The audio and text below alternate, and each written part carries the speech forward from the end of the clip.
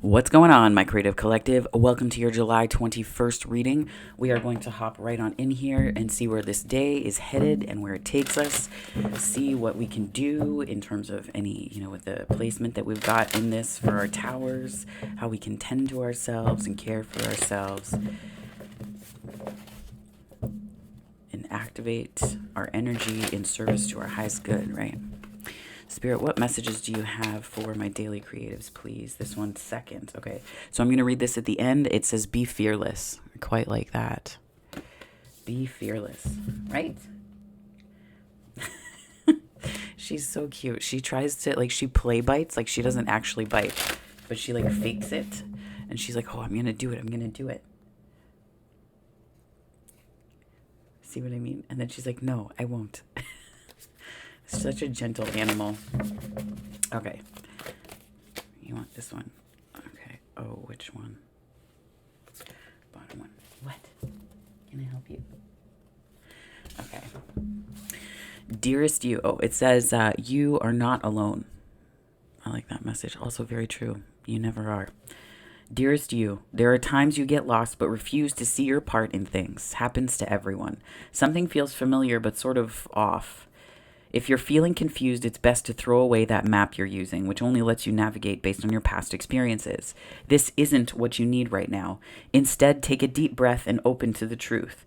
A desire to stay in denial means that part of you doesn't want to be responsible for the pattern that's shown up in your life. Yes, this is the right time to wake up and start again. By the way, you will always get another chance. You have unlimited chances to start again. I'm hearing Neptune in retrograde, so take a look at that. We love you so much. We really do. Be gentle with yourself. Coming out of denial is like being temporarily blinded by super bright lights. Allow your eyes to adjust. Carry on, special one. A beautiful life awaits. Loving you so, so much. Okay. I touched her tail. She's like, yes. Spirit, what messages do you have for my daily creatives, please? What messages do you got for July 21st? 222 on the time. 10 of Wands. Oh, that's the energy from yesterday. That was the overcoming. Maybe you're feeling the release. Hey, I'm going to do this so that you don't have to experience the life-changing magic of watching my cat bathe her back end.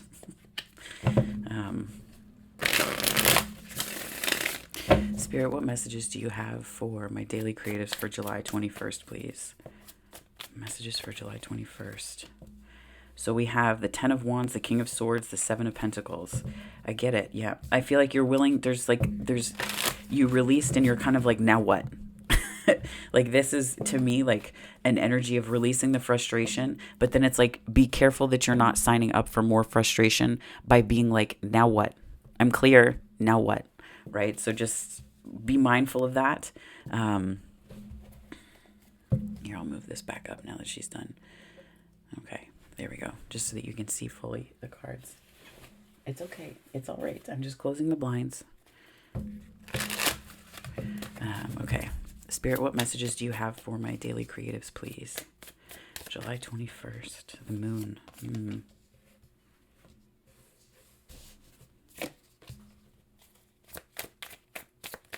A little bit of befriending your fears here, I think. Befriending your fears. The moon card is showing up in the thing that could become a tower if it goes unchecked. I just heard, so what are you doing with it?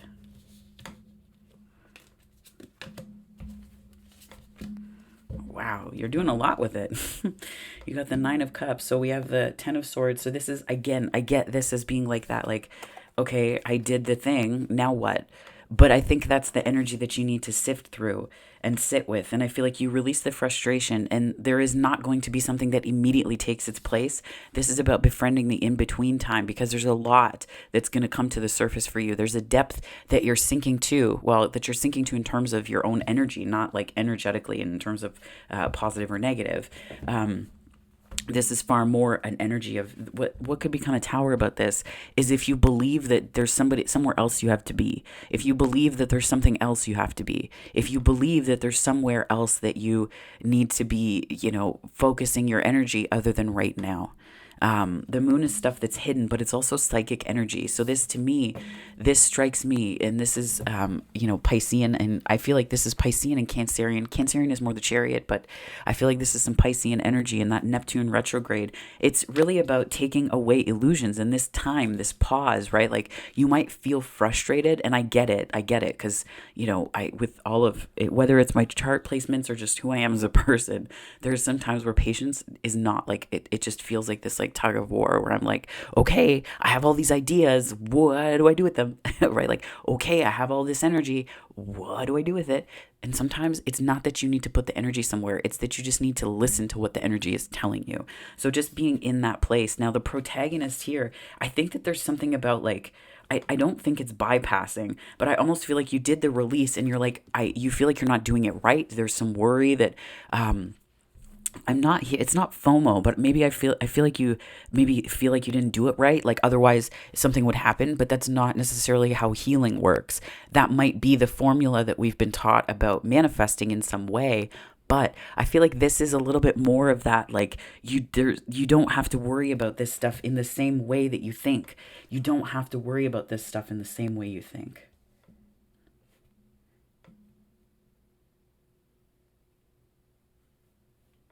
And I think this ties into the rest from yesterday, and just the themes of rest are important. And I feel like there's something about it's like finding out that the things that you were really afraid of weren't true. And the reason why the antagonist position here is the Four of Wands is it's almost like you need to befriend the stability that you want, but not befriend it because it's going to alleviate where you are. Befriend I don't want to say the goal because it's about the journey, but befriend your vision of where you're headed, because that doesn't change. There's like this tension I'm feeling, like this, like it's just like I'm hearing like the grinding of gears where you're like trying to be somewhere other than where you are. And I get this because I went through this recently too, where it's like you're trying to be somewhere other than you are by visualizing, but it's like the letting go. And I really appreciate Spirit for bringing this up because it's a process that I think a lot of us get into. And having just navigated through it myself recently, it's like where you want to go is still going to be there. It's like I'm hearing let go or be dragged, which it sounds very visceral and evocative and not great, but it's an Abraham Hicks thing, right? So they talk about how if you have, like you can like let go and enjoy the journey, or you can be dragged along the way to it. So the pain comes from feeling where you are more than where you want to be. So it's like your mind is a tool. Your mind is a tool that you can use to construct and create your reality. We know this from so many different teachings. I'm hearing Florence Scovel Shinn. So you may want to read The Game of Life and How to Play It. Tarcher Penguin is the publisher, and this is just a nerdy thing. When I worked at a bookstore, I used to look for like the little the symbols on the spine. So customers would come in and say, "How do I know which books will do this, that, and the other thing?" And because of pattern recognition being such a huge thing for me with my ADHD, I would say, look for this symbol for this particular type of book. I was like, look for the little Tarcher Penguin for like classics. Look for the little H with the house for really like things that are immediately applicable. For things that dive into more theoretical, that dive into more spiritual. Look for the little it's not the Tree of Life symbol. It's escaping me, but it's the Sounds True symbol. I was like, so I found a way to, based on what I had read of them, to categorize them easily. Not necessarily always true, but they had specific things that made their publishing house unique. So I would say to look for those. And I wonder if that's coming up because there's like a way that you can classify this time in your life. Look back and reflect and be like, how can I classify this time? And some things resist classification. But again, in terms of using your mind to befriend where you are yourself in your path and then to move through it, what you could do is look at it and say, okay, how can I make this fun? How can I classify this just based on what I've needed to do when I've felt this way before? Right. And it gives your mind also something to do. It's an emptying process as well. That, these are all tools and tricks like the the book Ask and It Is Given has all of these processes. So you go through it and you look through that book, and there's so many different ways. It's befriending your mind. And I get that really strongly here with this, the Moon card and the Nine of Swords, is that there's a need to befriend your mind so that you can then appreciate where you are. And I think that where you are is here already. You're here already, but it's like you're seeing it outside of you. You're seeing it as distant from you. You're seeing the stability as somewhere else. Like it's not present, but there's an aspect of it that's in you already. Otherwise, it wouldn't resonate at some point in the future. So how is this the stability that you sought 5 years ago? How is this the enjoyment and the fulfillment, the coming together that you wanted 5 years ago, 2 years ago, 1 year ago? It's like looking back and being like, oh, yeah, like with this channel, there are different stresses that have come up through different stages. Like at the beginning, I was trying to figure out all of the different tech stuff, and it took some time, and I was frustrated, and I was like, yeah, but you know what? I'm taking steps to do this. And, a year ago I wanted to, and I just didn't feel like I had it. I didn't feel like I had it in me. I lacked the courage. Right? But it was like the courage felt absent to do it. So I was like diving into all of that. Now it's a different ballgame. It's different things. I wished that I could have been at this point 6 months ago, right? But I'm here. So it's like looking back and reflecting at that point and knowing that things will continue to change and evolve on your journey. But it's befriending your mind along the way is the big thing here. And part of befriending your mind is also being unafraid to dive into your feelings, right? Because again, I've said this before, but it's like we are spiritual beings having a human experience. Yes, that is very true. And like we do prioritize our spirituality. It is nothing without emotions, though. And that's so many different teachings embody this, or I guess epitomize this. But embodiment and understanding your emotions as your friend is really good. Some people call it some somatic therapy, like embodied. If you're looking for more technical terms, I just call it being embodied. And some people are trained in somatics, and other people, it's more of it's the word that people are using now to describe other processes from the past. So if you're so if you're like online and you see somatics, that's what that tends to mean. And there's more that it means, but that's a way that it talks about it. So you could, somatic therapy or somatics could be something that you're interested in. I'm hearing hapticity, HAPTICITY. It's just a way to talk about touch as a sensation. Interesting. And leave a comment if this is ever true for folks, for all of you. I want to, make sure that I make these readings as accessible as possible. And I know that I was super excited and geeked out about academia and all of that, but I don't want to ever come across as like better than or anything like that. I had a friend once, and he was really like he would be very triggered anytime somebody would talk about stuff like that, and because he felt like he carried a lot of issues where he felt inadequate, and he said people called him dumb and stupid, which is totally fair, like if that's the trigger that was there for him. But I just want to make sure that I don't dive into things that make my work inaccessible to others. So if it ever gets to that point, just leave a comment. I really do want to know, and I'm interested in that feedback. To understand. So I geek out about these things, but I want to make sure that the information that comes through in channeling and through my intuition helps you without making you feel any less than, right? There's only so much that I can do in terms of that, but also I can still work to make this as accessible as possible. So, right, because it's for you. So yes, just as an aside, when I talk about like somatics and somatic, all of that stuff, and hapticity too. So it could also be that something to do with hapticity. There was, I think it was, there was a sign that had it in their reading. Is the notebook that I had? Yes, give me 2 seconds here. I'm going to look for it because it was in a notebook.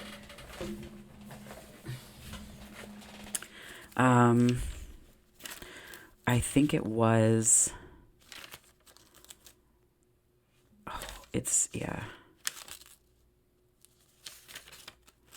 maybe not. I just want to make sure that I can reference it because it's intuition coming out, right? Yes, I'm wearing hot pink shorts. But hapticity is just, it's an interesting concept to say the least.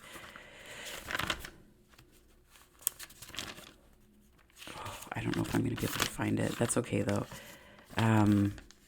Scorpio. Hapticity, yeah. Do you need to touch to know a thing is real? And how does experientiality create and defy the rule book that we've made of meaning making in all of our relationships? There you go. So maybe the Scorpio reading has something in it. You could have Scorpio placements. Keep in mind too that like a lot of the time you may not have strong placements. Like my Pluto is in Scorpio. So for me, it's like it's in its natural ruler. So not every Scorpio reading will speak to me. Sometimes there are some that do. But just if you are a Scorpio or if you have placements there, it could just be that energy that is calling too. So hapticity came out on the feeling things. Be in your feels. Be in your feels. So the challenge today, I think, is deciding to move forward. And I feel like you might get into a place where you feel like it's less of a decision. Like it's like the Eight of Cups is, to me, it's a moving forward energy. It's a moving on energy. Why is this a challenge, though? Well, I feel like this is a challenge because I get the sense that the frustration, you've released the stuff, but I feel like the energy of the frustration is indicative of the energy of the thing still existing somewhere in your auric fields. Now, it could be the emotional body. It could be the emotional auric layer that you need to clear from. You know, you can do a releasing meditation. Sometimes, though, it's just allowing yourself to feel that. Sometimes, though, it's talking to someone and saying, hey, I just need 15 minutes to talk about this thing and talk about the nuances of it. Like I have, you know, one of my friends in particular, my BFF, which I love, who I love so much, my friend Steph, so good. Hey, buddy, if you're watching. But she and I can just talk about anything, like anything. And we can say, I just need, 10 to 15 minutes. And, we give each other that block. And it's like you let it out. You let it all out. If we don't have the capacity for it, we don't have the capacity. But there's a way that you can build in that safety with someone to just go deep and to be like, this is how I'm feeling and it doesn't make any sense. But it allows your emotions to be seen and they exist somewhere outside of you so that they're not just locked in there. They're not just like, it's not under lock and key. They can come out and exist. They don't have to make sense because the person that you're sharing it with sees you beyond that moment. They're not going to hear that and be like, ooh, that's, ooh. Because they know that you're just letting out an emotion. And like, we've been friends for over a decade now. So like that also helps, but it's about understanding that and understanding that not everyone is meant to be in that role. Like that's where I'm probably like, I've just leaned into my oversharing. It's fine. But there's ways that you can do that really harm you because your boundaries are looking for that. And if you use that to connect with people as opposed to finding ways to genuinely connect with them from a place of authenticity as opposed to from a place of pain, that can just reinforce things and start a whole new cycle. It can also just reinforce patterns and things. So just be mindful of that too. But what I'm seeing here is this decision to finally, it's like what I love about this. So I'm bouncing all over the place. So I appreciate that you're still here and watching dedicatedly. This Eight of Cups, though, is this walking away energy, and the cups are emotions. And I feel like you dive into your emotions, and the challenge is learning to integrate your emotions, not so that you can leave them behind. Not so that you can leave them behind, but it's almost like this is like what's going on under the surface of this Eight of Cups, right? Like this is what's going on. So let me do this here. It's like what's going on under the surface of the cups, right? Like you're transforming, transmuting, alchemizing. Maybe that's why Pluto and the Scorpio thing came up too. But it's like you're alchemizing all of this energy. And what's interesting is the water here. So part of the Scorpio reading, the creative energy, timeless one that will be coming out, or that did come out already, I think. It talks about diamonds on the water and how diamonds can be made from pressure, but the ones on the water kind of defy our expectations because they're much easier to produce, and they are produced in such a different way. And yet we don't conceive of them as diamonds in the same way, but they still have that same breathtaking effect. It's just a different tangibility, right? Hapticity, the ability to hold something, to know that it's real. So it's almost like this is the process that's happening under the surface for you. And you're integrating, and I feel like you're suddenly, like this awareness is how you're overcoming, and it's also a part of your truth, and that's why speaking that truth, owning it, and owning it just meaning saying it's making meaning that takes the charge out of it so that you're less inclined to push it away, right? If someone were to be like, you overshare, I'd be like, and? right? I think about the scene in Liar Liar where Jim Carrey is in the courtroom, and it's at the end of the movie, and it's an outtake, and it's where I forget her name, but the ex-husband's lawyer says, you know, they're like going back and forth, and she's like, overactor. And then he like bursts out laughing because he's like, that's what he does. That's his jam, right? But can you imagine if Jim Carrey were to one day be like, ugh, I'm not an overactor. Ugh, and he got all defensive about it. That's like that was his thing for that period of his movies, right? That's his jam, his ability to slip into and out of this, like, to bring an awareness to this extreme that we can, and we recognize that we all reach those points inside sometimes, but we don't always say it out loud. So that was really that gift of that. But can you imagine his reaction if he had been anything other than accepting and owning this part of himself, this truth about him, right? So it's really starting to integrate that and owning your truth and saying, this is really just who I am. Like, there's stuff that I overshare about, absolutely, but then there's a ton that I don't. So it's like, you know, understanding and balancing those things and being like, yeah, if people want to see me that way, whatever. But like, there's a way that doing that, I use this as an example, but whatever that is for you, right? For some people, it could be like, oh, you read too much, to use an example. You know, well, maybe, but that person can give you wicked book recommendations, and everyone's looking for those for the most part. Like, you could all of us could, you know, at some point are like, what's a good book to read? Right? Someone could say, well, you listen to too many podcasts. You do this too much. It's all of the times where people say you're too much, not enough. Right? And that's where we can get into this place of pushing away our truth. So going to those places might be part of your process where you're like, yeah, you know, for some people, it might be like you're too sensitive. Okay, own it. You do feel things. You feel more than most, but that's your freaking gift here, because a lot of people are disconnected from their truth completely. They're disconnected from their heart space. They're disconnected from their lives. So you have this superpower. That's your gift, right? That's your gift here. Some people might say it's your medicine here, where you can bring that and integrate that, and that's your power to reflect back to others, to give back to others, but also a way that you fill up your cup. So just, it's kind of owning this. And I think that's part of this frustration, maybe. That's where I feel like there's this, like, it's like leading up to a decision. And I feel like part of this is you really seeing that about yourself. This like slow enlightenment where you're like, oh, like this strikes me as an epiphany. And again, we're into that Neptune. This is Piscean energy as well. So it's like Neptune in retrograde. Might be a way that you're like pulling back all of these illusions that you might have had about yourself and seeing them and yourself with greater clarity and compassion. And it like unlocks this beautiful part of your strength. Like, it's like you're realizing your own strength. You're realizing your own emotional fortitude, your own emotional power, 2 on the time. And it's like, it's just unlocking this. And this is like, you go from this place of not lost, but a place of liminality. And this is understanding the gift of that, because it's allowing you to own a part of your truth, or to integrate a part of your truth. So let's take a look and see what else we've got here. Spirit, what messages do you have for my daily creatives, just to clarify this reading before we close it out? 5 of Wands. There could have been, you might feel conflicted. I'm almost hearing like prioritizing yourself hasn't felt great. Like there's a way that you might feel like this is prioritizing yourself in the negative, or in the inverse. Interesting. But it could come from when you prioritize yourself, like this shift in energy. And that could be when you need to, that's the Knight of Pentacles.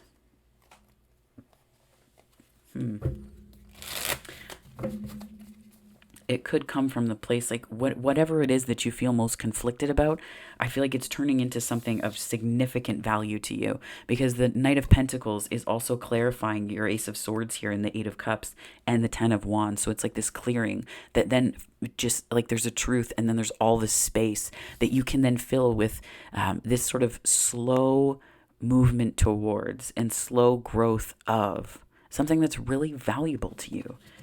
And honestly, we can carry things that don't have the same meaning, and we can do it through memories. We can do it through all the things, like we can accumulate energy from all the things maybe we didn't get closure on, or that kind of thing. And clearing it is sometimes just about saying to somebody dear to us, or writing it down if it's not something you feel comfortable talking about. Just letting our truths free, letting them free in some way. You could even do like a burning ritual or something to let them go. Do it safely, though. Do it safely.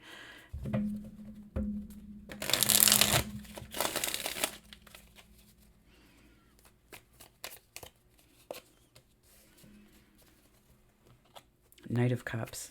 Yeah, look at that. Oh, that's beautiful. This is beautiful, beautiful, beautiful. Oh my gosh, I love it so much. You go from this sort of like, now what? Like the clarity that you gained that might have frustrated you, when you sink into it, and you don't have to be clear about what next in your emotions. When you're in that emotional state, this could have been related to the full moon in Capricorn. When you're in that emotional state though, what this allows for you to do is it allows for you, it's like you have a clarity of perspective and a clarity of like the details. Then you need that clarity of emotion. And I feel like in a way, it informs this beautiful way that you can offer yourself. It's like you can wear your heart on your sleeve without issue, without fear. And it's also this authenticity. Like I feel like the Knight of Cups is sincerity. That's the energy of sincerity.